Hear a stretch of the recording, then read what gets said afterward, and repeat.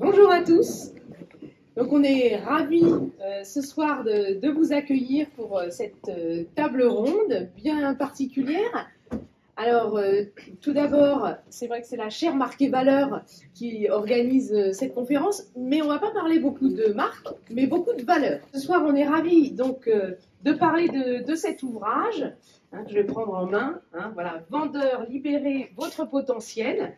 Donc un ouvrage qui a été initié par Philippe Magdelaine et qui a été poursuivi par 3 co-auteurs, Stanislas Grimaud, Jean-Christian Bourrion et Pascal Grémaud. Voilà, donc on est ravis de parler de cet ouvrage ce soir. On est ravis aussi d'avoir avec nous Nadine, la femme de Philippe, et ses 2 filles, Jade et Lola, voilà, qui parleront tout à l'heure de la fondation Philippe Magdelaine dédiée à l'insertion des jeunes. Voilà. Donc, je pense qu'on va aller, on va commencer dans le vif du sujet, et on est ravis d'accueillir Jean-Pierre Elfer. La parole est à toi, Jean-Pierre. Eh bien, allons-y. Mais écoutez, je suis d'abord plutôt admiratif et un peu jaloux de voir que quelques-uns ont réussi à franchir les parties de Paris qui étaient aujourd'hui coupées en 2 et me trouvant plutôt du côté du nord pour rejoindre le sud, c'était un peu difficile. Donc bravo aux uns et aux autres. Je suis vraiment désolé de ne pas être plus proche de vous, mais maintenant, le royaume de la technique étant ce qu'il est, je pense que j'en suis très proche. Bonjour à tous les étudiants du Master Marketing qui a changé de nom. Donc, cher Widad, je me range à cette nouvelle appellation. Bonjour, chers auteurs. Bonjour, Pascal, parce que parmi les 3 auteurs, il en est un avec lequel nous avons déjà eu des moments de parcours tout à fait intéressants. Merci. Géraldine, merci Widad de me confier la parole pour quelques instants. Et bien sûr, bonjour à Jade, Lola, l'épouse de Philippe. J'y viendrai dans un moment. Je me propose pour ces quelques instants de démarrage d'évoquer ce qui est un des ADN de l'IAE de Paris, une maison qui m'est particulièrement chère, peut-être le plus important des ADN de l'IAE de Paris. Et cet ADN, c'est celui d'un mariage, c'est celui d'une union, bien plus qu'un concubinage, bien plus qu'un pacte, mais véritablement une union parfaite et performante. C'est celui de l'union entre les sphères académiques et les sphères professionnelles. Et ceci a démarré il y a bien longtemps. L'IAE de Paris est né en 1956, vous imaginez, comme la plupart des personnes qui sont dans cette salle n'étaient pas nées. Moi, je l'étais, mais je connaissais encore relativement peu l'IAE de Paris à ce moment-là. Et quand l'IAE de Paris est né, avec quelques autres, mais ils étaient à cette époque très peu nombreux, l'idée de ce mariage entre l'académique et le professionnel était déjà en vigueur. Et donc, c'est une histoire ancienne. C'est une histoire qui s'est poursuivie tout au long de ces années d'existence avec ces promotions d'étudiants qui nous ont rejoints. Et ceci se produit donc depuis longtemps et ça se présente sous toute une série de formes. Naturellement, les programmes de l'IAE de Paris étant particulièrement divers, nombreux, de plus en plus nombreux, ça se produit de façon un peu différente selon que l'on se trouve dans des programmes en alternance, dans des programmes de formation initiale, dans des programmes de formation professionnelle. Mais globalement, on retrouve cette alliance, cette union, ce mariage, cet assemblage très profond sous toutes sortes d'aspects. D'abord, les cours, en général, pas dans toutes les circonstances, mais de manière quasi générale, sont assurés par des mélanges entre des enseignements qui sont des enseignements, appelons-les de cours, et puis des travaux d'application. Les travaux d'application n'appartiennent pas à des sphères différentes. Les travaux d'application sont intimement liés à ce qui se produit dans le côté conceptuel. Le mot théorie est un mot que je me refuse à utiliser depuis bien longtemps. Donc l'alliance du conceptuel et du pratique s'opère absolument dans tous les cours de l'enseignement de Paris, et parce parce que cette alliance se produit, parce que cette alliance se pratique, eh bien, ça signifie que les professeurs de l'IE de Paris appartiennent à deux ensembles. Ils appartiennent, vous avez à côté de vous, devant vous, vous avez Géraldine et puis Widad, qui appartiennent pour une bonne partie de leur existence et de leur production au côté plutôt conceptuel, quoique, parce qu'on verra que le mariage produit des enfants.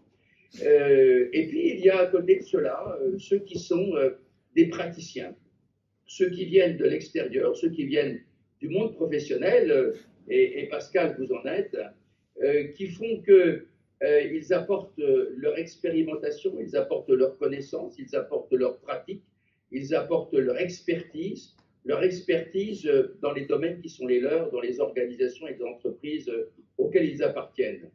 Et ce mélange crée une osmose, un ruissellement entre des professeurs de l'IE de Paris qui sont épris de pratique et des chargés d'enseignement, cher Pascal, vous en êtes un, qui à un moment ou à un autre décident de recourir à quelques terrains qui sont des terrains plus conceptuels, par exemple aller vers des parcours doctoraux qui font qu'à un moment donné, on va tous se retrouver dans des cultures et des valeurs. Géraldine indiquait que cette soirée, nous la plaçons sous l'égide des valeurs. Eh bien, ce sont ces mélanges qui font que les chargés d'enseignement de l'IE de Paris ne sont pas que des professionnels, les professeurs de l'IE de Paris ne sont pas que des académiques, mais il y a ici une voie qui est ouverte à ce rassemblement, à ce mariage, à cette alliance, et c'est ce qui fait l'ADN de l'IE de Paris. En tout cas, un ADN qui est tout à fait important. Donc c'est l'engagement des uns et des autres, c'est le fait d'accepter de quitter sa zone de confort, parce que, chers amis, vous avez quitté aussi votre zone de confort, chers auteurs, vous avez quitté votre zone de confort pour aller vers de l'écriture d'ouvrages, ce qui n'est pas forcément l'élément le plus habituel quand on est dans la vie pratique. Je suis parmi les divers métiers que j'ai pu exercer et que j'exerce toujours. Je suis directeur de collection chez Vuibert, donc directeur de collection chez Vuibert, cela signifie que c'est votre éditeur, c'est mon éditeur que je pratique depuis bientôt 30 ans ou 35 ans. Et donc le fait d'accueillir dans les collections des personnalités qui viennent de la pratique, vous en êtes le plus vivant exemple ce soir, eh bien c'est quelque chose que j'ai beaucoup vécu, que je vis toujours et pour lequel j'ai beaucoup d'estime et beaucoup de considération. Alors, ce soir, vous êtes trois autour de cette table, mais vous savez les uns et les autres, et ceux qui sont dans cette salle le savent, que cet ouvrage n'aurait pas existé si la détermination, l'amitié et la complicité que nous avions avec Philippe n'avaient pas été au plus haut niveau. Et si j'ai voulu parler de ce mariage, de cet assemblage, de cette rencontre fructueuse entre le côté académique et le côté professionnel, je suis intimement convaincu, et je l'ai déjà exprimé à quelques occasions, que Philippe en était iconique, que Philippe en était un exemple absolument extraordinaire, un exemple particulièrement engagé, un exemple pour lequel l'IE de Paris ne peut poursuivre ses activités sans avoir à un moment ou un autre, une pensée particulièrement émue à l'égard de Philippe. C'est vrai que Philippe était exactement au cœur de cette alliance, de cet assemblage, de cette union, de ce mariage. Oui, d'abord, il a été un diplômé de notre établissement, un diplômé de notre master qui s'appelait à l'époque pratique master marketing et pratique commerciale, et il en fut un diplômé. Et quand il a achevé son diplôme, il a imaginé à un moment donné partir vers un espace un peu différent, celui plus académique, de faire une thèse. Bon, il n'est pas allé jusqu'au bout, mais dans son existence professionnelle et dans sa vie personnelle et familiale, Peut-être qu'il y a des moments dans lesquels il ne fallait pas essayer de mettre trop de cordes à son arc, mais il est devenu chargé de cours. Il est devenu chargé de cours et il nous a apporté beaucoup de choses. Il nous a apporté des éléments qui ont été des éléments majeurs et il nous a apporté un cours. C'était à l'époque, j'avais la responsabilité de ce diplôme, de ce programme, et il a apporté son expertise dans le domaine qui est celui de ce soir, dans le domaine de la vente. Dans le domaine de la vente. Et combien de fois j'ai pu parler de ces questions avec lui sur la vente, comment on devait l'enseigner, et puis aussi comment on devait l'écrire. Et l'ouvrage de ce soir, il en fut l'initiateur. Donc il a été chargé de cours, il a fait des cas, il a été à un moment donné, plutôt vers la fin, il a été à l'initiative de cet ouvrage. Il a accompagné des étudiants, toujours, du début à la fin. Il les a emmenés au Canada parce qu'il avait, à cette époque, et c'est un clin d'œil que l'on peut faire à la famille qui est dans la salle aujourd'hui, parce qu'il avait décidé qu'il fallait ne jamais laisser la famille trop lointaine. Donc il emmenait tous ses étudiants. Et combien de fois il a pu traverser l'Atlantique pour aller rejoindre à la fin la famille, et puis les endroits qu'il connaissait de mieux en mieux et qu'il admirait, pour lesquels il avait beaucoup de relations. J'ai encore le souvenir des échanges que j'avais avec lui à propos de Michel Patry, qui est un de mes amis proches aussi, et qui était le patron d'HEC à l'époque. Et puis, à un moment donné, il a donc décidé de partir vers cet ouvrage. Oh, c'est pas facile. Oh, ça n'est pas rien. Je ne sais pas à quel moment il est le plus difficile d'imaginer un ouvrage.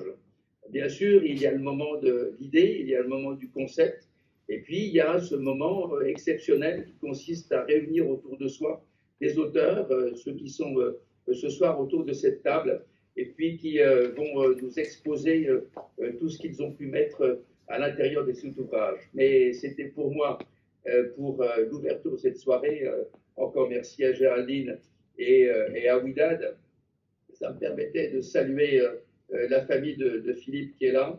Et j'ai déjà dit, il y a déjà quelques mois, combien j'avais avec Philippe des relations extrêmement étroites et une estime pour ce qu'il fut, c'est-à-dire un personnage absolument emblématique de l'ADN principal de l'IEF Paris qui nous accueille aujourd'hui. Je vous souhaite, messieurs les auteurs, les meilleurs moments de rencontre avec l'auditoire que vous avez dans la salle. Chers amis, voilà ce que je voulais indiquer pour l'ouverture de cette séance, et qui est à la fois consacrée à cet ouvrage et pour lesquels nous avons une pensée très amicale à l'égard de Philippe et bien sûr de sa famille qui est dans la salle. Merci. Merci. Merci beaucoup Jean-Pierre pour cette introduction. Donc voilà, sans tarder, nous allons donc débuter cette table ronde, pas tout à fait ronde, mais table ronde. Et donc avec Ouidad, voilà, on va essayer de donner un tempo. Donc là, on a choisi trois temps. Et on commence donc par une première partie pour mieux comprendre, mieux découvrir cet ouvrage. Pourquoi, pour qui cet ouvrage? Donc, est-ce que Stanislas, tu peux nous raconter le début de l'histoire de cet ouvrage? Merci Géraldine. L'histoire elle commence en novembre, il y a 2 ans et demi, où Philippe me contacte. Philippe est un ami de 40 ans. Philippe, il a démarré avec moi dans la vente, la première boîte que j'avais montée. Il était mon commercial et on a progressé, on a été des poussins ensemble, je dirais. Et 35-40 ans plus tard, voilà Philippe qui m'appelle, il dit voilà, j'ai à écrire un bouquin sur la vente, j'ai envie qu'on le fasse ensemble, avec un troisième partenaire qui est Pascal, ici, pour parler du numérique. J'ai pris peut-être 1 minute pour réfléchir, et puis j'ai dit ok, de toute façon, j'avais déjà ça en tête. Ce qu'on partage avec Philippe, c'est l'amour de la performance commerciale et de l'humain qui va avec. Et donc tout de suite, on s'est dit, on va faire focus sur l'humain. Et si on regarde les livres sur la vente, et j'ai des amis qui ont écrit des très bons livres sur la vente, sont centrés sur les techniques de vente qui font vendre. Et il y a des super bouquins là-dessus. Est-ce qu'on va apporter encore un bouquin sur les super techniques de vente qui font vendre? Oui, ça peut être une contribution. Et donc rapidement, on a mis le focus sur tous ceux qui ont à vendre. Alors évidemment, ce sont les commerciaux, seniors, juniors, c'est vous dans cette salle. C'est nous tous, dans la vie en général, quand on a à vendre quelque chose. Et on s'est dit, les techniques de vente qui font vendre, c'est bien. La seule chose, c'est que si on fait une formation sur la vente, on sait très bien qu'au sortir, il va y avoir peut-être 10-20% de cette formation qui va être mise en application. Pourquoi? Parce que les vendeurs qui vont mettre ça en application ne le sentent pas forcément.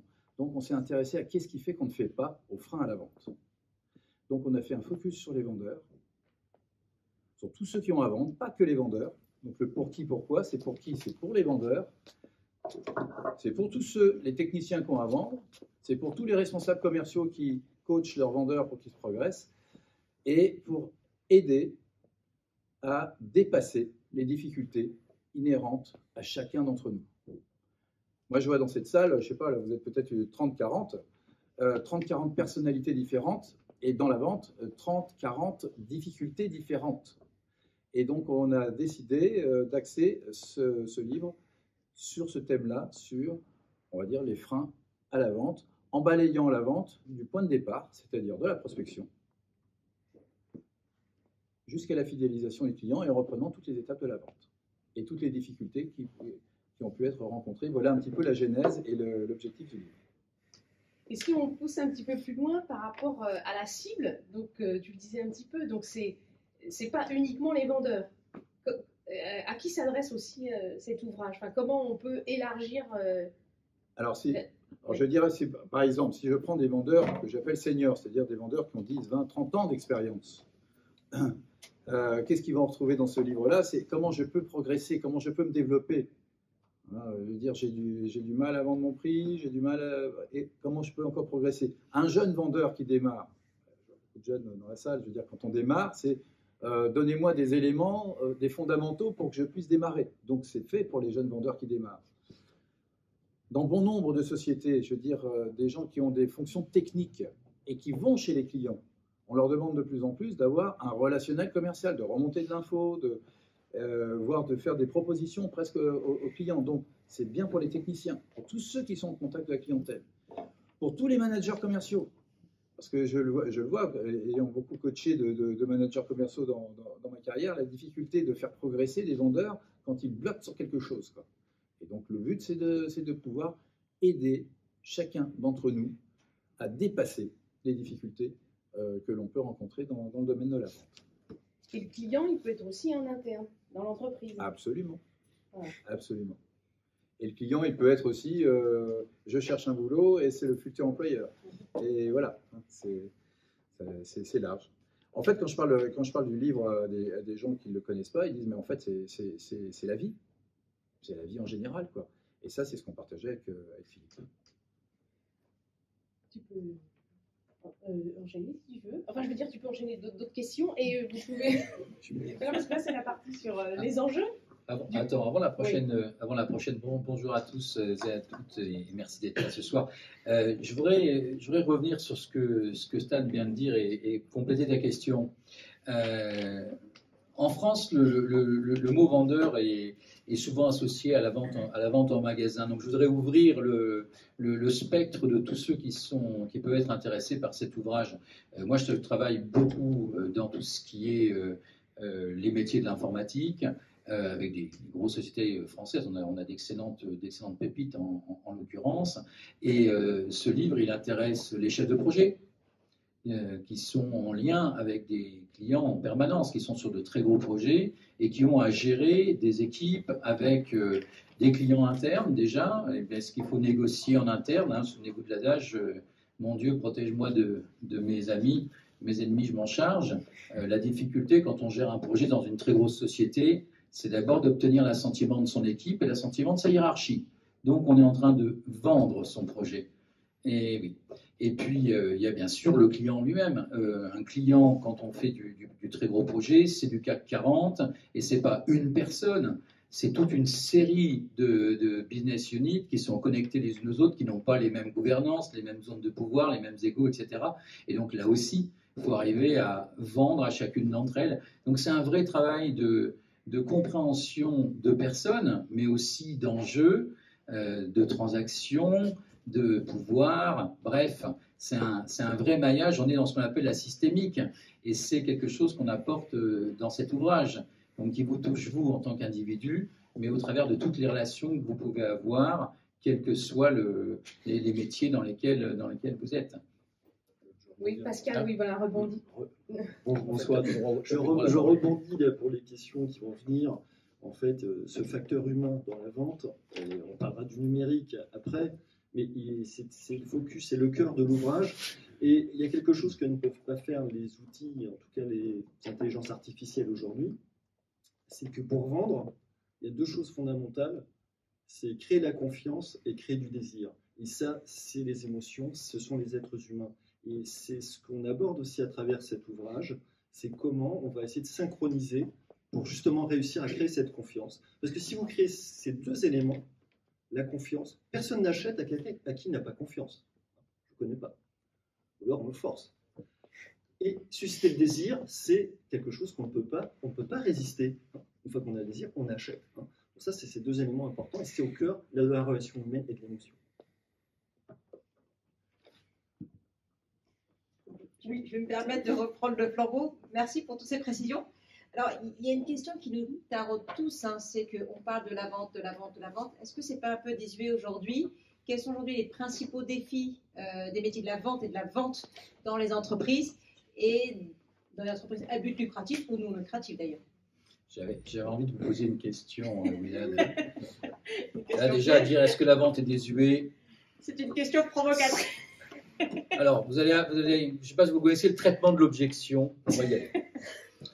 On va commencer déjà par un constat. Donc, la chaire a changé. Elle s'appelait marketing. Non, c'est le master. C'est le master qui a changé. La chaire ne change pas. D'accord. Mais donc, il y avait marketing et il y avait un truc commercial. Et c'est bizarre, il a dégagé. Non, pas du tout. On a un petit peu renommé. Il s'appelle Executive Master Marketing. Oh, yeah. Digital and Business Development. Mais... Oh, my gosh.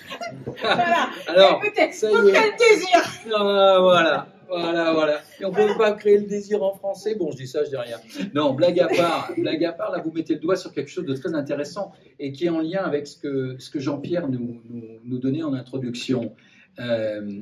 Si je reviens encore en arrière, avant même la création des IAE, et vraiment, je tiens à confirmer ce que Jean-Pierre disait, les IAE sont certainement encore aujourd'hui, depuis qu'ils ont été constitués, un des rares endroits où on associe le fondamental et l'applicatif, c'est-à-dire vraiment l'entreprise. Regardez en Allemagne, le lien entre université et entreprise a été fait. Alors peut-être qu'il y a eu des résistances, j'en sais rien, mais en tout cas, il est inconcevable en Allemagne qu'une université travaille dans son coin et pas pour permettre aux entreprises d'avancer. En France, on n'est pas encore arrivé là, ça va venir, mais on n'est pas encore arrivé là. À l'IAE, on y est arrivé. Et ça c'est génial. Mais il faut dire que la culture française est quand même encore une culture du fondamental, c'est-à-dire de l'innovation, de la création d'idées, du concept, de la conceptualisation. Et le passage à l'acte, c'est-à-dire la vente, on a plus de mal. C'est d'ailleurs la raison pour laquelle un grand nombre de nos étudiants s'expatrient aux États-Unis ou viennent se faire chasser par les recruteuses américaines dans les domaines, par exemple, du 3D, etc., du film vidéo, etc., parce que, tout simplement, ils viennent chasser, quoi. Et on a de très, très bons ingénieurs, donc ils viennent nous les piquer, ils ont bien raison. J'ai travaillé toute ma vie, j'ai travaillé en plus de 120 pays et beaucoup avec les États-Unis, dans de la haute technologie, et dans les équipes, on avait un marketing américain à 100%, et une équipe mixte pour la production. Et c'est souvent les Français qui réalisaient des trucs géniaux, mais qui ne savaient pas les vendre. C'est toujours en rigolant, vous savez ce que c'est qu'un iPad, tout le monde sait ce que c'est qu'un iPad, mais personne ne se souvient que l'iPad, il a été créé en France. Ah oui, je sais, ça s'appelait le Minitel. Alors ça fait toujours rire quand on dit ça, parce qu'il est gros, le Minitel, il est pas beau, etc. Mais quand Steve est arrivé à Paris pour une réunion, il est rentré dans sa chambre d'hôtel, il est tombé sur le Minitel. Et là, il a dit exactement, « Oh my gosh !» Il a dit, c'est ça que je veux. Et vous savez quoi? Il l'a piqué. Il était encore chez lui d'ailleurs. Enfin là maintenant, j'en sais rien. Mais... il l'a piqué, il l'a ramené chez lui. Il a dit, mais c'est super en avance. C'est extraordinaire ce truc-là. Mais souvenez-vous, on ne savait pas le marketer, ce machin-là. S'il y a quelqu'un qui a pigé comment marketer le Minitel, c'est l'actuel patron de Free, il a tout compris, c'est normal. Voilà. Donc on a cette difficulté, effectivement. La vente, c'est pas notre super truc, quoi, c'est tout. Hein. Et alors, vous n'êtes pas les seuls à retirer le mot, hein, je vous rassure tout de suite. Les écoles de commerce, elles se renomment. École de management, machin, alors on va mettre business school, on va mettre tout ce qu'on veut, etc., etc. Mais il ne faut pas mettre commerce. Essayez de trouver un prof qui fait de la vente dans une école de commerce. Donc aujourd'hui, on a cette difficulté, mais le résultat de la course, des courses, c'est quoi? C'est que dans les grandes entreprises du CAC 40 que je connais bien, ils pleurent pour avoir des gens qui vendent. Ils pleurent. Ils n'en ont pas, ils n'en trouvent pas. Puis alors en plus, qu'ils vendent et qu'ils parlent anglais, alors là, c'est catastrophique. Hein. Mais bon, ça, je ferme la parenthèse. Voilà, ça c'est fait. On trouve des formations à la vente, il faut descendre sur quand je descends, pardonnez-moi, c'est pas méchant, bien au contraire, mais ça va être du BTS ou du CAP où on va trouver quelque chose. Mais dans nos écoles, non, c'est encore cette vision négative. Tu confirmes, Pascal? Je confirme. Alors, c'est vrai que de plus en plus, quand même, en master, on a quand même des spécialisations, on fait du key account management, on fait quand même des éléments qui restent un peu du mal dans la strat management, et plus aussi des cours de négociation, quand même. Hein. Ouais. Donc, ça arrive un peu. Mais c'est vrai que on fait du management. Ouais. Et de la négociation. Du coup, la question naturelle, c'est vendez-moi votre quoi? 27 € chez Hubert. Bagatelle. Donc du coup, moi je me posais une question qui, et je suppose que d'autres se la posent, mais est-ce qu'il y a des styles de vente tributaires du contexte culturel dans lequel on est? Est-ce que votre livre peut être lu par un Américain et utile pour un Américain ou pour un Chinois? La réponse est oui, il faudrait qu'on le fasse traduire en anglais ou en chinois. Mais techniquement parlant, comme Stan le disait au démarrage, on n'est pas sur le niveau des techniques de vente. Les techniques de vente, elles ont leur intérêt, elles sont très importantes, les techniques de vente, mais nous, on est à un niveau en dessous, c'est-à-dire au niveau des fondamentaux, des principes. Et là, à ce moment-là, effectivement, on peut travailler absolument avec tout type de culture. J'ai eu la chance de travailler avec des équipes multiculturelles toute ma vie. Ce qu'il y a là-dedans fonctionne partout. Évidemment, il faut le traduire. Après, il y a des petits détails culturels sur la façon de se dire bonjour, etc. Dans la communication, il y a des choses différentes. Dans la façon de négocier aussi, il y a des moments où il ne faut pas brusquer par rapport à des aspects culturels. Mais de mon point de vue, ça reste encore du détail par rapport aux fondamentaux qu'on a ici. Toujours 27 € chez Hubert. C'est bien noté. Pour prolonger la réponse de Jean-Christian, effectivement, il y a des choses sur lesquelles un excellent vendeur finalement va se développer sur la connaissance de l'entreprise. Donc ça s'apprend, la connaissance de l'entreprise. Hein, quels sont les produits que je vends, les services, les ressources dont je dispose, hein, au niveau de la logistique, au niveau des financements. Et puis, il y a la connaissance du marché. Donc, tout ça, ça s'apprend. La concurrence, les produits de la concurrence, etc. Donc, ça, c'est des choses qui s'apprennent. Les techniques de vente, négociation, prospection, tout ça, on en parle un peu, ça s'apprend. Par contre, effectivement, la quatrième dimension d'être un excellent commercial, se vendre, eh bien, c'est effectivement cette relation humaine, synchronisation sur la psychologie, sur comment je crée une relation, comment je développe cette confiance. Et ça, on aborde ces thèmes avec des outils assez pragmatiques, justement sur les freins. Comment, et là je repasserai la parole à Stan, c'est comment, en fait, on peut améliorer notre façon de communiquer, de rentrer en relation avec des gens sur lesquels ça passe pas comme ça. On ne sait pas pourquoi, mais il y a des gens avec qui ça passe pas bien. On a du mal à établir cette relation. Et par contre, Philippe, c'était extraordinaire. Parce que Philippe, c'était vraiment la personne qui arrivait à faire fondre un iceberg. Donc, c'est vraiment... c'est pour ça que c'est très amusant d'avoir fait cet ouvrage aussi avec ce clin d'œil, parce qu'on a eu des discussions assez épiques chez Stan. Je crois que tu veux rajouter quelque chose, Stan. Ouais, j'espère que vous voyez l'affiche qui est juste derrière. Donc les 4 couleurs arc-en-ciel, c'est un outil. C'est un outil qui est transversal à tout le livre. J'en reparlerai tout à l'heure. Mais simplement, cet outil-là, déjà, il a été initié aux États-Unis, qui permet de faire des profils individuels de personnes dans le monde entier. Donc ce n'est pas un outil français pour la culture française, c'est un outil pour voir les comportements humains, quelle que soit la culture. Tiens. Non, parce que on va encore nous poser des questions. Juste une chose, parce que nous sommes ici dans le temple de la marque, si j'ai bien compris. N'oublions pas qu'il existe un lien évidemment indissoluble entre le marketing et la vente. D'ailleurs, en américain, le terme marketing signifie marketing et vente. Hein. C'est en France qu'on a séparé les deux. Hein. Mais pour un américain, c'est strictement la même chose. Pourquoi? Ben parce que pour vendre, je dois avoir une stratégie, un positionnement. Et ce positionnement, ça va être celui de ma marque, au sens large du terme.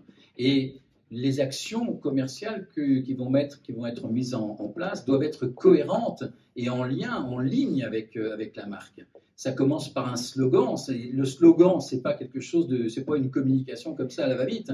Le slogan, le commercial doit pouvoir se l'approprier et l'incarner quand il est chez le client. Donc tout ça est extrêmement pointu. C'est pas des choses qu'on fait à la va-vite. Donc je voudrais juste vous dire bravo pour ceux et celles qui ont choisi ce cursus, parce qu'on en a besoin en France. À titre personnel, on est souvent sollicité par des créateurs d'entreprises ou même par des PME ou TPE qui nous appellent au secours pour les aider à se positionner parce qu'elles n'arrivent pas à vendre. Et elles n'arrivent pas à vendre la plupart du temps parce que leur discours est absolument incompréhensible. C'est-à-dire, techniquement, moi je rencontre des gens qui ont des idées absolument géniales, qui sont certainement en avance sur leur temps, mais qui sont incapables de relier ces idées à un véritable besoin client et ensuite de le décliner. Donc bravo les amis. Un petit mot avant de... Alors, si on parle de marketing, ça m'intéresse. C'est vrai, le marketing. Marketing et vente, hein, on dit les deux frères ennemis, mais moi je dis toujours que le marketing fait 80% du travail, hein, la stratégie, l'opérationnalité, etc. Mais qui est-ce qui ramène l'argent? C'est effectivement le vendeur, parce qu'on a beau savoir quel segment, quel genre de client, où est l'argent finalement. Hein, le marketing, il sait étudier, savoir où est l'argent, dans quelle poche, quelle histoire il faut raconter. Mais le vendeur, lui, il doit réaliser cette relation de confiance et de désir. Et donc, pour faire ça, qu'est-ce qu'il doit faire, le vendeur? Il doit donner confiance, poser des questions, comprendre le client et se mettre à l'écoute, rentrer justement dans cette synchronisation, créer cette confiance pour pouvoir finalement enfin parler du problème du client. Parce qu'en fait, en B2B, ce qu'on dit, c'est un vendeur, il faut qu'il vende le problème à son client en B2B. S'il a vendu le problème au client, bien sûr, il faut qu'il y ait la solution. À ce moment-là, la vente va se faire naturellement. Pascal, puisque tu as le micro, le digital dans tout ça.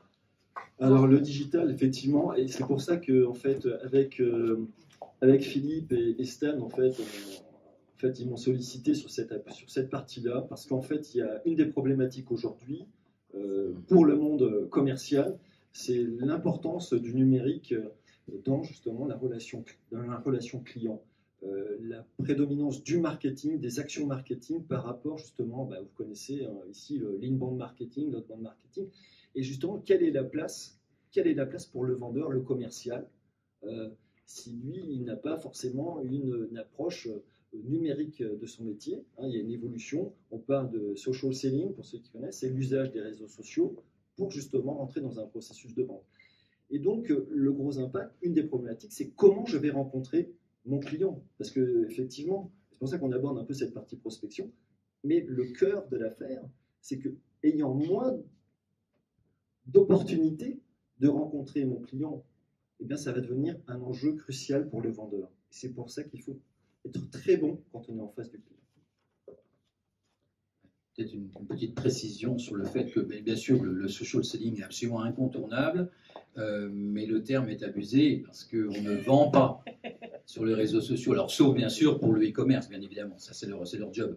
Mais dans les métiers, moi je suis plutôt dans les domaines de projet, il est fondamental pour que vous existiez tout simplement pour qu'on vous trouve et que ça va donc rassurer les interlocuteurs. Donc il faut soigner son image digitale. Ça, c'est absolument, c'est la clé. Mais tout le travail humain est toujours là, heureusement. De mon côté, je n'ai rien à rajouter sur le digital. T'as pas d'ordinateur. Philippe et moi, on s'est dit rapidement, nous, c'est la relation commerciale, notre cœur, et il nous faut donc un spécialiste qui s'appelle Pascal. Bien, donc si on résume les enjeux de la vente, hein, donc une image pas très glorieuse, voilà, une formation peut-être voilà, présente mais pas forcément très développée. Alors nous maintenant ce qui nous intéresse c'est votre méthode, votre approche. Alors dans cet ouvrage, qu'est-ce que vous proposez et quelle est la méthode donc, voilà, qui met l'humain au cœur de la vente et puis du coup les valeurs. Donc on vous laisse présenter la méthode. Je vais repartir de ce que vous avez derrière là. Donc, c'est-à-dire des cercles et des couleurs arc-en-ciel. J'ai dit qu'elles sont universelles. Hein, c'est pas français, on les retrouve partout. Tout ça, en fait, ce sont les travaux hein, de Jung, de Marston, qui nous permettent de définir des profils. Alors, évidemment, si on parle profil, on va se dire, attention, on rentre dans une catégorie, chaque personne est différente. Chaque personne est différente. Ici, chaque personne a une combinaison unique de 4 couleurs. Voilà.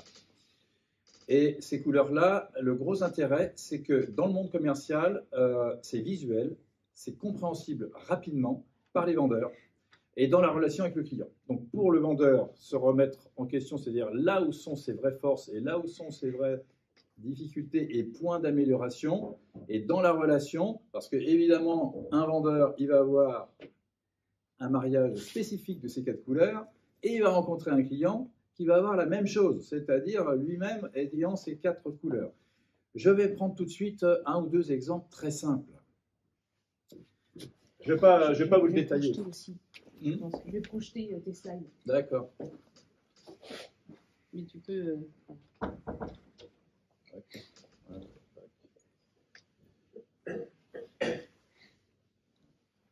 Voilà. Évidemment, je vais pas vous expliquer les couleurs en détail, mais je prends un vendeur qui aurait une dominante jaune.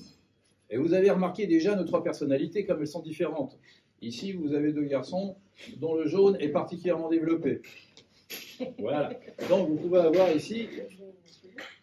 C'est très bien. Ouais, tu peux y aller. Merci. Et donc, ce vendeur jaune va avoir ce côté expansif, enthousiaste, communicatif, démonstratif, sociable, tonique. En fait, ce qu'il cherche, c'est fondamentalement la relation, être au centre de la relation. Je vais vous dire tout simplement, se faire aimer. Je regarde la famille Magdeleine, Philippe Magdeleine, dont la dominante est là. Ça ne veut pas dire qu'il est que jaune. Mais évidemment, pourquoi il m'a appelé pour dire coucou, on va écrire un bouquin ensemble, parce que moi, je n'ai pas cette couleur dominante-là. Voilà. Donc, il y a la complémentarité. Et donc, ce vendeur-là, qu'est-ce qu'il va vous dire dans la vente, qu'est-ce qui est important? C'est la relation client. Et si on creuse un peu dans la relation client, qu'est-ce qui est important? C'est le côté, l'affect. S'il n'y a pas d'affect, la relation n'existe pas. Et il va rencontrer quoi? Par exemple, un client très bleu. Bah oui, précis, réservé, formel, analytique, prudent, réfléchi, très rationnel. Introverti, alors que le jaune va être très extraverti. Vous l'avez ici. D'accord? Moi, j'ai ma dominante et bleue. Qu'est-ce qui va se passer? Ça vous est jamais arrivé, si vous êtes plutôt relationnel, plutôt affectif et tout ça, de vous retrouver face à des gens, vous dites, mais c'est froid, ils disent rien, on ne sait pas comment les prendre. Tu disais l'histoire de faire fondre un iceberg. Et là, c'est une vraie difficulté. Pourquoi? Parce que plus le vendeur jaune il se dit, mais il faut que j'arrive à créer de la relation, il faut que j'arrive à interagir, il faut que ça réagisse. Et le gars qui est en bleu, plutôt introverti, rationnel, analytique, prudent, qu'est-ce qu'il va faire? Eh bien, lui, il va faire un pas en arrière. Et là, vous avez déjà tout un pan de la vente et des difficultés. Donc, dans ce bouquin, c'est d'aider ce vendeur plutôt jaune, à dominante jaune, parce qu'il n'est pas que jaune, à pouvoir communiquer lui-même avec des gens qui sont si différents, froid, glacial, qui ne parle pas, c'est ses mots à lui, hein. Et comment je communique avec lui pour créer la confiance et créer, le deuxième point, le désir. Mais je peux prendre l'inverse, hein. Moi, si je me mets en position de vendeur, mon côté est très bleu, voilà, et que je me retrouve, donc j'aime bien moi les choses carrées, rationnelles, explicatives, voilà, et que je me retrouve avec un garçon comme Pascal, voilà, et qui lui, très jovial, et très vite, je le gave avec mes aspects techniques et ainsi de suite. Si moi, je n'apprends pas à me connecter, à ouvrir mon côté rationnel pour aller vers le côté émotionnel, il ne va pas m'acheter. Voilà des exemples. Comment tu fais alors voilà, donc là on est dans les freins. On est dans les freins. On va dire qu'il y a 3 points très importants sur le travail sur les freins. Fondamentalement, là, on touche chez tout un chacun ce qu'on appelle les croyances limitantes. Les croyances limitantes, c'est-à-dire que moi, si je me mets en position de bleu, vendeur bleu, dans le monde professionnel, si je suis dans le pro, c'est du pro, c'est pas du perso. Mais je suis avec quelqu'un qui, lui, est très jovial. Lui, il veut d'abord de la relation humaine, avant de détails techniques sur un projet quelconque. Et donc là, moi, je suis perdu. Donc, c'est travailler ça, c'est-à-dire sur ma représentation, sur ce qu'on appelle mes croyances limitantes. Et donc, le bouquin offre tout au long des étapes de la vente un travail sur et comment je peux revisiter ces croyances limitantes, comment je peux revoir les choses. Si je prends du vert avec du rouge, le vert, lui, il va avoir une grande difficulté à dire non. Sa grande difficulté à dire non, c'est-à-dire il a envie de satisfaire tout le temps le client. La capacité à dire non à un client et à frustrer le client, c'est terrible pour lui, parce que lui, il est là pour aider. Et puis, il a une peur bleue, c'est que la relation se casse et de perdre le client. Voilà. Là, vous avez une croyance limitante qui est très forte, c'est-à-dire, si je dis non, je casse la relation et je perds le client. Mais c'est valable pour le client, c'est valable pour la famille, c'est valable pour les enfants, c'est valable pour tout. Vous pouvez prendre tous les registres. Voilà. Je prends une autre croyance limitante du rouge. Le rouge, lui, c'est plutôt, vous voyez, c'est les couleurs opposées, jaune et bleu et rouge et vert. Et ben, le rouge, lui, il va y avoir un côté très directif. C'est action, résultat. Le côté émotionnel, le côté empathie, ça le garde. Il faut que ça aille vite. Du résultat. Voilà. Sa croyance, c'est quand on veut, on peut. Mais la seule chose, est-ce que vous avez réussi à faire 100% de vos ventes? Non, il ne comprend pas quand il arrive chez un client et que le client n'achète pas, il ne comprend pas parce qu'il a tout fait, quoi. Il a l'impression que boum, il rentre et ça va marcher. Eh ben non. Hein, je ne vais pas faire mais vous pouvez voir des personnages politiques aussi derrière, hein, qui sont largement, voilà. Donc, on peut même voir des gens dans la salle. On peut voir des gens dans la salle, voilà, bien sûr. Et donc là, vous voyez, ce sont les croyances limitantes. Le livre est là aussi pour apprivoiser ces croyances-là et les transformer en croyances aidantes. Et ce qui fait que quand il y a des gens à qui je parle de ce bouquin qui ne sont pas dans la vente, j'ai une amie qui est artiste. Voilà. Elle a sa croyance limitante, comme pas mal d'artistes, c'est la difficulté à vendre le juste prix. Dès qu'on parle d'argent, ça y est, c'est terminé, quoi. Et elle a mis de la valeur, et de la valeur à ces sculptures, quoi. Voilà. Et aujourd'hui, elle n'arrivait pas à vendre, elle n'en vivait pas, elle était au RSA. Aujourd'hui, elle a mis de la valeur vraiment à ses productions, à ses sculptures, terminé le RSA, et elle cartonne dans la vente, quoi. Elle n'a aucune action commerciale, hein. C'est simplement sa représentation, sa croyance limitante qui a bougé. Ça, c'est un premier point. Comment on fait? Le deuxième point, là, vous voyez, je vous parle comme ça. Il y a quand même du côté extraverti. Mais moi, je suis à dominante bleu et vert. Fondamentalement, je suis dans l'introversion, en dominante, et fortement. Qu'est-ce qui fait que je peux vous parler comme ça? Je joue un rôle. Tout de suite, je joue un rôle. Je ne vous mens pas. Mais je joue le rôle de quelqu'un qui doit s'exprimer en public. C'est ma fonction là. Quand tout à l'heure, ça va s'arrêter, je vais enlever la veste, je vais me mettre dans mon petit coin, je vais prendre mon petit canapé, mon petit verre et tranquille. Voilà. Alors que mes deux camarades ici, avec le jaune et tout ça, vont continuer à parler. Voilà. Donc, apprendre à jouer un rôle. Et dans le livre, il y a beaucoup de choses comme ça qu'on voit, que ce soit des directeurs commerciaux, que ce soit des vendeurs. Voilà, un vendeur très rouge, très jaune, à apprendre à faire du bleu et du vert. Le temps qu'il faut, pas plus. Parce que j'ai un client commun avec Jean-Christian, et qui est rouge et jaune à fond, qui a du bleu au ras des pâquerettes, donc il n'est pas carré du tout. Il sait qu'il est directeur de toute la business unit, il sait qu'il y a quand même des journées où il faut qu'il soit hyper carré. Il dit, j'arrive au rond-point de la boîte, je mets mon costume bleu. Je vais faire du bleu toute la journée. Je sors, dès que je sors du rond-point, j'enlève ce costume bleu parce que j'en peux plus. Voilà. Apprendre à le faire. Voilà.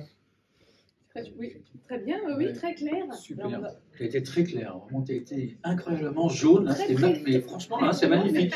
très précis. Non, alors, blague à part, Stan vient de mettre l'accent sur quelque chose qui est absolument fondamental et qui est je dirais, un centre fort de l'ouvrage. Alors déjà, première remarque, on ne vend pas cette méthode, hein, comme Stan vous l'a dit, cette méthode qui s'appelle DISC aux États-Unis, elle est très connue et on l'utilise en fait parce que dans énormément de sociétés, dès lors qu'il s'agit de former les commerciaux, c'est le DISC qui est utilisé. Des méthodes qui travaillent ou des profils de personnalité ou comportementaux, il en existe plusieurs. Pour le recrutement, par exemple, si vous allez en RH, c'est le MBTI qui est utilisé. Vous connaîtrez le HBDI, je parle en anglais pour être compris par l'IAE, hein, le HBDI de Herman, qui est lui plutôt sur les équipes projets, qui est très, très, très intéressant aussi. Donc il y a une demi-douzaine de profils de ce type-là qui sont de très, très bonne qualité. Celui-là est très connu dans le commercial, donc pour nous, c'était très bien de l'utiliser. Maintenant, attention, le livre ne s'appelle pas « Vendre avec la méthode arc-en-ciel disque ». Hein. C'est la méthode, on l'utilise comme une cartographie parce que c'est un langage qui est connu énormément dans la fonction commerciale, donc c'était très bien, mais elle vient en fait en support de tout ce qu'on dit par ailleurs. Un des points clés du livre, c'est que Stan vient de mentionner, vient d'illustrer, c'est la notion de rôle. Alors là, la notion de rôle, c'est hyper mal compris en France. Jouer un rôle en France, c'est être hypocrite. Ben non, non. Jouer un rôle, c'est s'adapter aux autres. Ah ouais, ah ben ça change tout. Ça change tout. Et la vente, c'est s'adapter à un client. Alors là, ça demande de l'effort, hein, parce que quand je dois m'adapter à l'autre, je ne peux plus être égocentré. Hein. Je dois être centré sur le client. C'est ça le centrage client, cette notion de centrage client dont on entend tellement parler, mais personne ne sait ce que ça veut dire.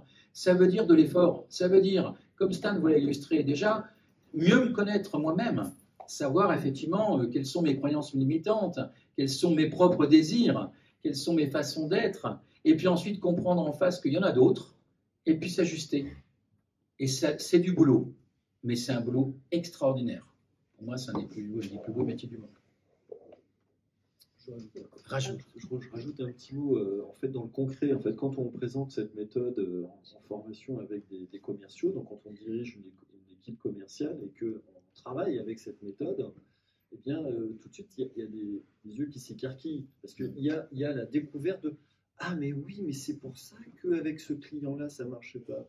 Ah, mais oui, mais... » Et je me remets en situation. Et donc, nous, ce qu'on essaye de travailler avec des petits exemples, avec justement, on a interviewé, et Stan a interviewé beaucoup de 30 commerciaux et chefs des ventes de façon très détaillée. Et je connais leur profil arc-en-ciel, donc pour pouvoir justement étayer avec des choses concrètes. Exactement. Et ça les aide. C'est-à-dire que c'est quoi les points bloquants? Comment et quand vous avez eu ce problème-là? Et donc là, on apporte justement, vous avez une croyance limitante, comment vous allez pouvoir travailler dessus et faire des progrès. Et justement, ça va s'améliorer avec la catégorie de clients comme ça. C'est aussi important pour les vendeurs eux-mêmes de comprendre, de se comprendre et de progresser. Synchronisation avec le client, c'est ça, au cœur de la méthode. Il y a un autre élément dans les discussions qu'on a eues avec Philippe au début chez Stan, quand on avait mangé ensemble, un des plus grands plaisirs qu'il avait, Philippe, c'était faire accoucher le client de son projet. En fait.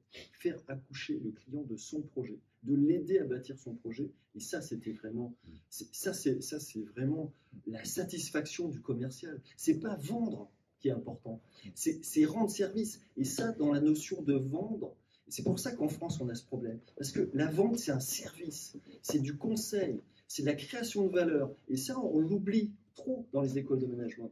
Et c'est pour ça que les États-Unis sont très forts. Tous les pays où il y a du service, culture service, ils sont très forts. En Asie, ils sont très forts dans la vente. C'est des commerçants nés. Et c'est parce que c'est la notion de service. Et nous, on a ce problème psychologique avec du service parce que ça veut dire servilité, etc. etc.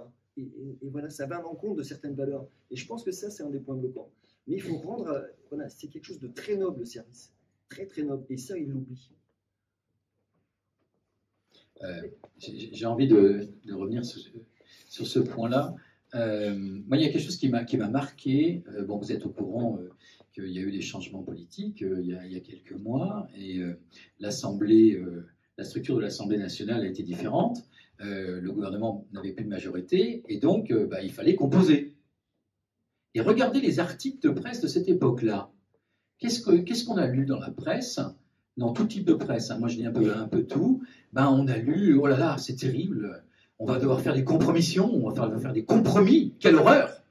Des compromis, quelle horreur! Mais attends, la vie c'est quoi? C'est faire des compromis? Mais politiquement et culturellement, chez nous, faire des compromis, c'est sale. Non, c'est pas sale. Quand tu négocies, tu fais des compromis. Hein. Que tu négocies une usine thermonucléaire en milliards ou que tu négocies un accord stratégique entre deux pays, tu dois faire des compromis. Et faire des compromis, ça passe par tout le travail qu'on a mis là. C'est ça la base. C'est de faire des compromis, ça permet de s'ajuster à l'autre. C'est tout. Mais vous voyez, comme culturellement, même au niveau politique, c'est quelque chose qui n'est pas compris chez nous. Un peu de travail, mais ça va venir. Il faudra qu'on leur vende le bouquin au niveau politique. Donc en fait, alors, si on reprend les principales idées, bon, on a bien compris les profils très intéressants et ça fait penser beaucoup aux valeurs des marques. Alors juste, c'est la dernière question.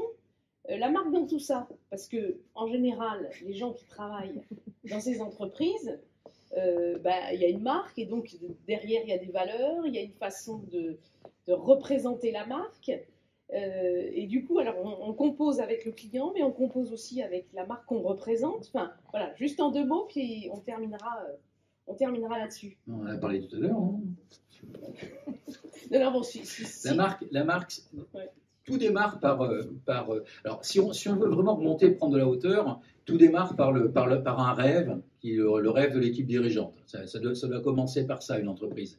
Et ce rêve va se formaliser au niveau de la marque, où là, on va avoir effectivement la définition d'une stratégie, on va avoir un positionnement, on va avoir un logo, on va avoir des slogans, etc. etc. Donc, on est vraiment en amont de tout. Et c'est là où la marque est fondamentale, c'est que si elle a été bien positionnée, à ce moment-là, derrière, tout le travail de communication, parce que le marketing, c'est pas seulement cette partie, il y a le marketing stratégique, mais stratégique, là, on va passer du marketing stratégique au marketing opérationnel. Donc, normalement, quand on décline du stratégique à l'opérationnel, ça doit se faire de manière fluide. C'est-à-dire qu'on doit déjà préparer tous les outils que les équipes chargées de la relation client pourront s'approprier et normalement, ça doit atteindre l'oreille du client. Si ça a été bien fait, ça atteint l'oreille du client, ça donne envie, effectivement, ça rejoint le désir, et ça va bien. Et en fait, quand ça ne marche pas, c'est que ça n'a pas été fait correctement. Alors souvent, une des raisons est du fait de cette dichotomie qui existe entre le marketing et les équipes terrain, malheureusement. Alors, juste, c'est qu'aujourd'hui, et justement, un des impacts du numérique, c'est que ça rapproche, ça force les commerciaux à faire du marketing et les marketing à faire de la vente. Et donc, ça, c'est vraiment une sorte de, justement, Jean-Pierre Alfer parlait au début d'osmose en parlant d'IAE.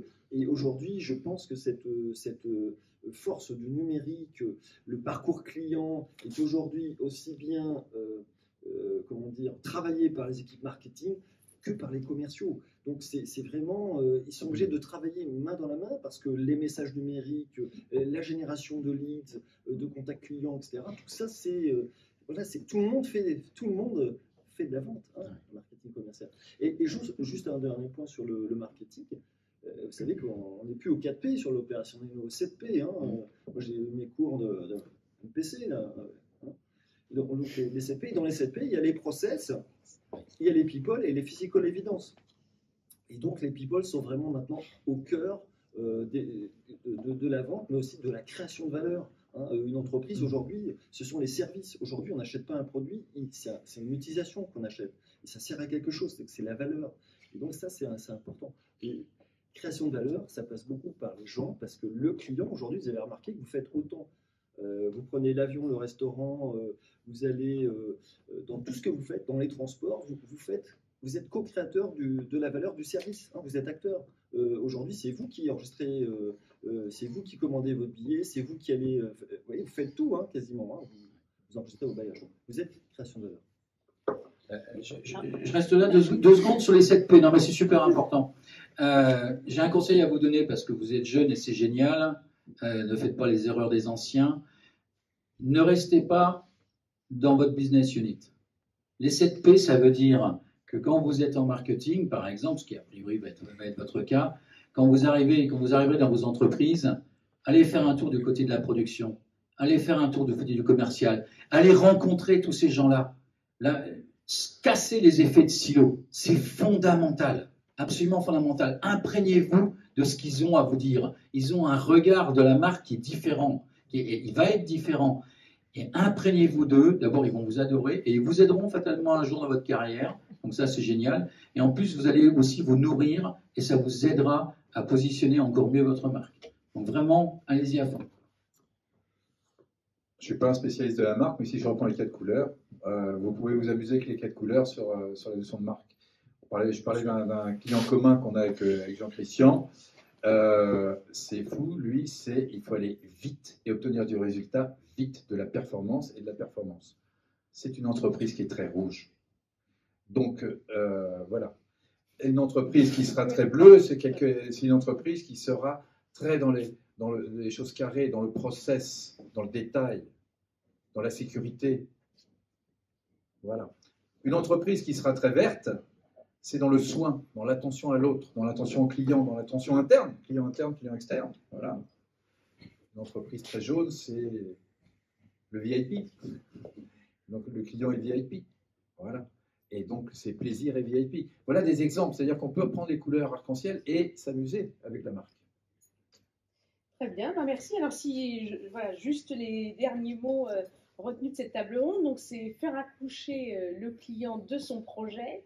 C'est du service, c'est des valeurs, c'est l'humain.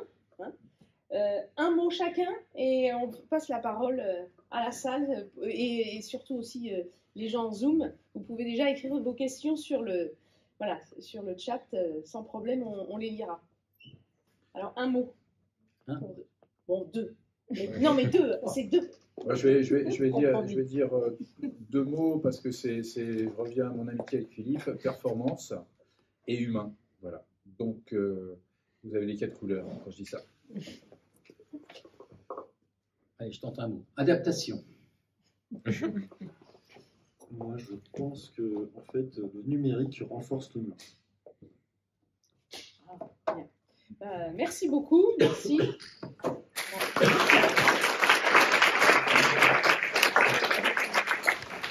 Maintenant, on va avoir le plaisir d'accueillir Nadine Magdelaine qui va nous présenter donc la fondation Philippe Magdelaine qui a été créée. Donc voilà, tu vas tout nous raconter.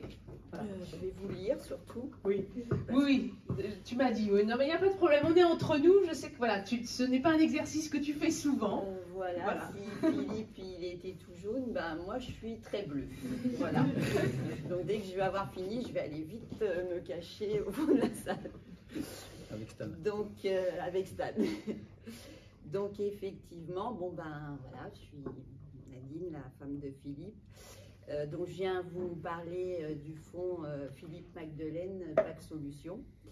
Donc je vais vous en dire quelques mots. Donc je suis cofondatrice de ce fonds avec Christophe Emprunt, le président de PAC Solutions. Philippe, cofondateur avec Christophe Emprunt de PAC Solutions et professeur associé à l'IAE de Paris-Sorbonne, a porté très haut tout au long de sa vie professionnelle les couleurs de l'enseignement, de la formation et de la transmission du savoir. Sa disparition brutale le 1er mars 2021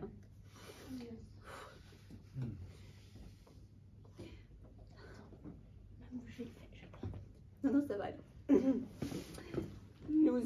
Sa famille nous a laissé sa famille, ses proches, ses étudiants et les salariés de son entreprise dans une peine et un désarroi profond.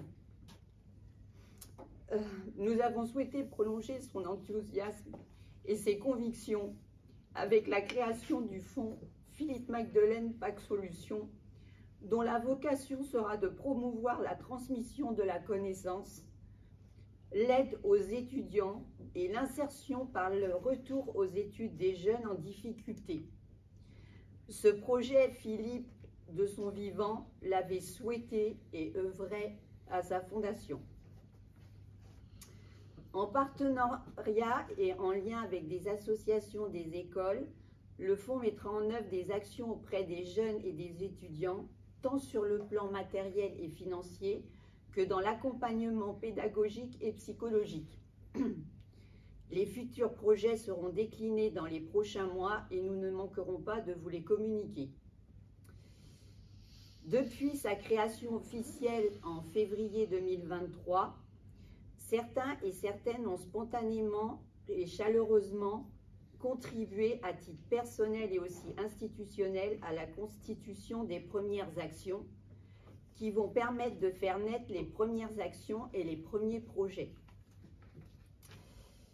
Vous pouvez bien entendu continuer à concrétiser votre soutien en adressant vos dons. Pour ce faire, il y a Lola qui nous a préparé un petit QR code à scanner. Où vous pouvez vous adresser à moi, je peux aussi vous donner les coordonnées bancaires. Nous vous remercions d'ores et déjà par avance pour votre générosité. Et voilà, merci à vous. Merci beaucoup.